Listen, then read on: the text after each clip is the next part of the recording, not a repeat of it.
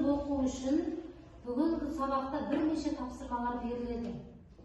Қалай мәтінді барлық мәтінді оқымай-ақ тез түсініп алуға болады. Соған байланысты бірнеше тапсырма берілді, соны орындаймыз. Мына жерде слайдтар көрініп тұр, мәтін берілген жасөспірім бала мен оның жалғыз баласы мен анасы туралы. Және сол анасы мен баласының арасында болған оқиға туралы. Енді сол мәтінді біз қалай тез түсініп оқимыз? Мәтін беріледі, барлығына бірдей мәтін, бірақ соның несін түсініп оқудың жолдарын береді. Мәтінді жоғарыдан, мына жерден бір жас кемпірдің деген тұр ғой. Осы бір жерден бастап қиғашынан ұшардың ұлуы деген сөз бар ғой. Осыған дейін қиғашынан сызып аламыз да, сол сызықтың бойында қандай сөздер бар, соны тез оқимыз. Біз осылай мәтінді қиғашынан сызып отырып мәтінді түсіндік. Мысалға, бір жас кемпірдің жұрт аузына ілінген баласы болған екен. Ол деген әдетте жүйрік мініп ит жүгірткен екен. Оның ұшар атты иті болған екен.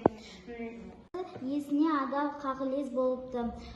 Күндердің бір күнінде жалғыз жігіт тосын дертке шалдығып өтеді. Ел аза тұртып арулап қояды.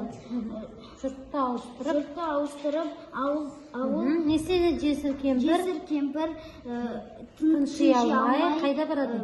Үйіне барады, бұрынғы үйіне барады. Үшкір тұмсығымен көкке қаратқан ұлып тұрған итті көреді.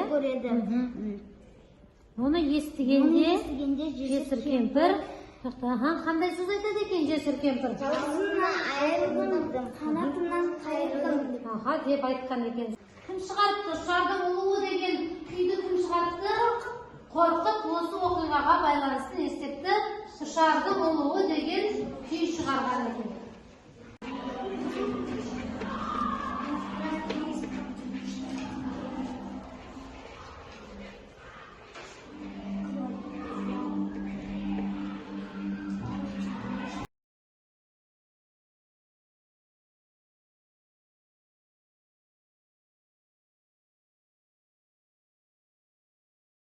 Үшінші тапсырмада мына жерде өзі төменнен жоғарыға қарай және жоғарыдан төмен, одан кейін төменнен жоғарыға қарай стрелка көріп тұрсыңдар.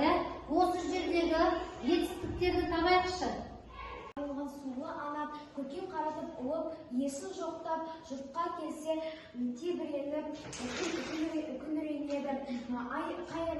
Айырылдым, есін қимай ұлып отыр.